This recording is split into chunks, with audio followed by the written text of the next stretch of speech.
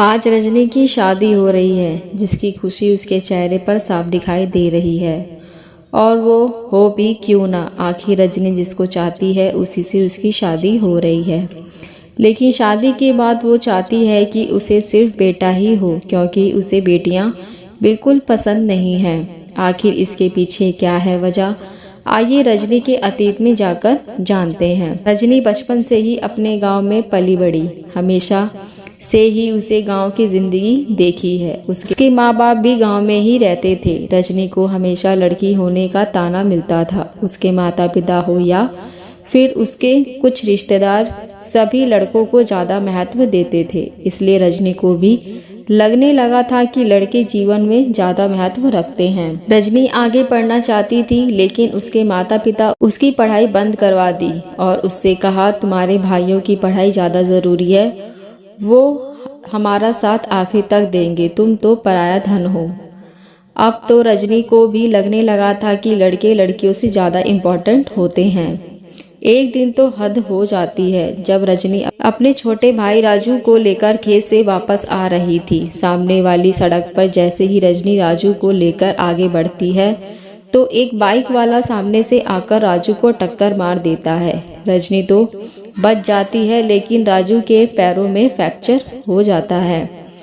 वहां पर खड़े लोग जल्दी से राजू को ट्रीटमेंट के लिए हॉस्पिटल ले जाते हैं। जब रजनी के घर वालों को यह बात पता चलती है, तो पूरे घर में जैसे हल्ला मच जाता है। रजनी के घर वाले हॉस्पिटल पहुंचकर रजनी को हॉस्पिटल से ही खूब खरी खोटी सुनाते हैं।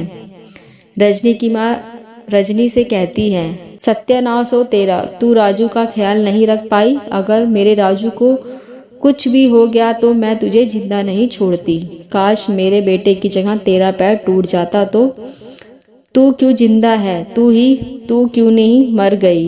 ये सारी बातें जैसे रजनी के दिल को तोड़कर रख देती है। उसे पूरी तरह से यह एहसास हो जाता है कि लड़की होना एक अपराध है, लड़की नहीं होनी चाहिए। अब वह जब भी किसी लड़के को देखती तो उसके बारे में सोचती कि काश मैं भी एक लड़का होती तो मुझे भी महत्व मिलता। शुरू में रजनी को अपने लड़की होने पर सिर्फ अफसोस होता था, लेकिन जैसे जैसे वह बड़ी होती गई, उसका वह दुख नफरत में बदल गया। अब उसको लड़कियों से भी सख्त नफरत हो गई। अब उसकी सोच भी औरों की तरह हो चुकी थी। वह चाहती थी कि सिर्फ उसके घर में लड़का ही जन्म ले। उसको लगता है कि जिस घर में लड़की पैदा होती है वह घर मनुष्य हो जाता है। बड़ी होने के बाद रजनी का एक ही सपना था कि उसकी शादी हो और उसका एक चांद सा बेटा पैदा हो। आज रजनी के लिए वह खास दिन आ ही जाता है, क्योंकि आज रजनी की शादी हो रही है। रजनी के माँ बाप ने उसके लिए एक अक्लमंद, होनहार और सरकारी नौकरी वाला लड़का ढूंढा है, जिसका नाम सुरेंद्र है। सुरेंद्र एक बहुत ही अच्छा और ऊंचे विचारों वाला इंसान है। सुरेंद्र और रजनी की सोच आपस में बिल्कुल नहीं मिलती। सुरेंद्र रजनी से बिल्कुल अलग है। सुरेंद्र से शादी होने के बाद रजनी बहुत खुश रहती और सुरेंद्र से कहती कि मुझे उस वक्त का इंतज़ार है जब हम एक प्यारा सा चांद सा बेटा होगा। इस पर सुरेंद्र रजनी से कहता है कि लड़का हो या लड़की, बच्चे तो हमारे ही होंगे ना, हमारे लिए दोनों ही बराबर हैं। हाँ, लेकिन अगर बेटी पैदा हो जाए तो मुझे और भी ज़्यादा खुशी होगी। सुरेंद्र की ऐसी बातों से रजनी को बहुत गुस्सा आता है और वह सुरेंद्र से बहस करती, उसको लड़का ही पैदा होगा। सुरेंद्र रजनी के ऐसे बर्ताव को नहीं पसंद करता, लेकिन बात आगे ना बढ़ जाए इसलिए वह चुप हो जाती है। कुछ समय बाद रजनी प्रेग्नेंट हो जाती है और उसे लड़का पैदा होने का इंतजार रहता है। उसका लड़का ही पैदा होगा, यहाँ तक कि वह ढोंगी बाबा के पास जाती है। रजनी की इन हरकतों से सुरेंद्र नोटिस कर लेता है और वो अंधविश्वास वाली चीज़ों से दूर रहने को कहता है, लेकिन रजनी सुरेंद्र की एक भी बात नहीं मानती और छुप छुप कर ऐसी चीज़ें करती रहती। कहते हैं ना, ईश्वर के आगे किसी की नहीं चलती, वो जो चाहे वही होगा। रजनी की इतनी कोशिश के बाद भी उसे लड़की पैदा होती है। बेटी पैदा होने से रजनी का पति सुरेंद्र बहुत खुश रहता है, लेकिन रजनी अपनी बेटी को गोद में लेना तो दूर उसका चेहरा भी नहीं देखती। हॉस्पिटल में नर्स रजनी से कहती है, मुबारक हो, आपको बहुत ही प्यारी बेटी हुई है। तो रजनी उस पर गुस्सा करते हुए कहती है कि बेटी नहीं, मनुष्य पैदा हुई है।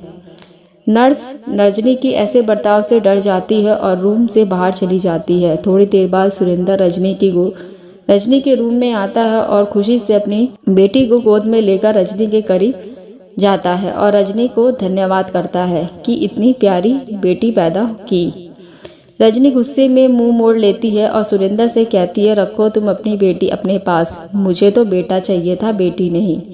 रजनी के ऐसे व्यवहार से सुरेंद्र को बहुत गुस्सा तो बहुत आता, लेकिन सुरेंद्र अपने गुस्से को पी जाता और रजनी को समझाता कि बेटी हुई है तो क्या हुआ, तो वह हमारा ही खून है ना। अगर हम अपनी बेटी के साथ ऐसा सलूक करेंगे तो दूसरों से क्या उम्मीद करेंगे। सुरेंद्र के इतने समझाने के बाद भी रजनी उसकी एक भी बात नहीं मानती और ना ही अपनी बेटी को अपना दूध पिलाती। हॉस्पिटल से डिस्चार्ज होने के बाद सुरेंद्र रजनी को घर लेकर जाता है और घर पहुंचने के बाद वो रजनी से कहता है कि अब बहुत हो चुका तुम्हारा, तुम मेरी बेटी को अपना दूध पिलाओ। डॉक्टर ने कहा है कि बच्चे की सेहत के लिए माँ का दूध बहुत ज़रूरी है। रजनी सुरेंद्र की बात नहीं मानती और कहती है, मैं किसी भी कीमत पर इस मनुष्य को अपना दूध नहीं पिलाऊंगी, चाहे कुछ भी हो जाए। इस पर सुरेंद्र को बहुत गुस्सा आता है और रजनी को धमकी देता है, अगर मेरी बेटी को कुछ भी हुआ तो मैं तुम्हें डिवोर्स दे दूंगा। सुरेंद्र की इस तरह के धमकी से रजनी थोड़ा डर जाती है और अपनी बेटी को दूध पिलाने के लिए राजी हो जाती है। दूध पिलाने के बाद रजनी को अपनी बेटी पर थोड़ी सी मोहब्बत नहीं आती। उसकी बेटी उसे बोझ की तरह लगती थी।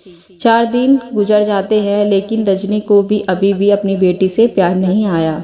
वह मन ही मन सोचती थी कि काश यह मर जाए। अगर सुरेंद्र का डर नहीं होता तो शायद रजनी अपनी बेटी का गला घोटकर उसे मार देती, लेकिन पति की धमकी उसे याद रहती है। वह ऐसा मौका तलाश कर रही कि जिससे कि उसकी बेटी मर जाए और उस पर इल्ज़ाम भी ना आए। एक दिन उसे यह मौका मिल जाता है जब उसकी बुआ उससे मिलने आती है। रजनी की बुआ बच्ची से मिलकर बहुत खुश होती है और रजनी से उसका अच्छे से ख्याल रखने को कहती है। रजनी की बुआ रजनी से कहती है, सर्दी का दिन है, तुम अपना और बच्ची का ख्याल रखो। अभी कुछ ही दिन हुए हैं बच्ची को पैदा हुए। तुम्हें और बच्ची दोनों को बदन कमज़ोर है, इसलिए ठंड से बचाना।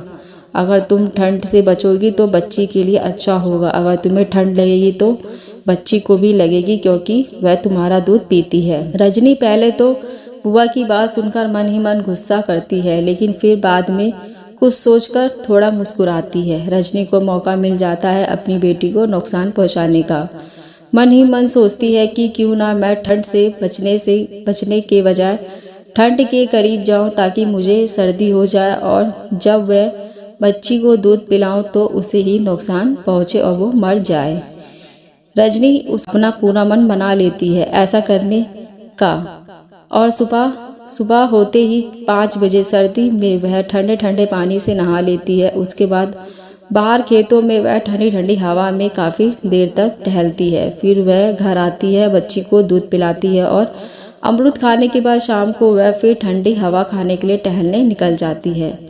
रात में जब वह अपने बिस्तर पर लेटती है तो रजनी की हालत खराब हो जाती है और वह बुखार से जलती रहती है। जैसे ही वह अपने पति को कुछ इशारा करने जाती है, अचानक से वह दम तोड़ देती है। इस तरह रजनी अपनी जान गंवा बैठती है। अपनी बेटी को जान से मारने की शादी रचते रचते रजनी खुद मौत के गले लग जाती है। वही उसकी बच्ची बिल्कुल सही सलामत जिंदा रहती है। इस सच्ची कहानी से हमें यह सीख मिलती है कि जो लोग दूसरों के लिए गड्ढा खोदते हैं वह खुद उस गड्ढे में गिर जाते हैं। इसके अलावा बेटी से नफरत करने वालों का अंजाम क्या होता है वह रजनी की मौत से साबित हो गया है। जब बात बेटी की आती है तो ईश्वर भी बेटी का ही साथ देता है, क्योंकि बेटी बोझ नहीं ईश्वर का वरदान होती है।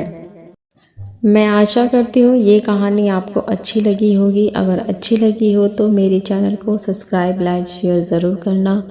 अब मिलते हैं नई कहानी के साथ। देखने और सुनने के लिए धन्यवाद।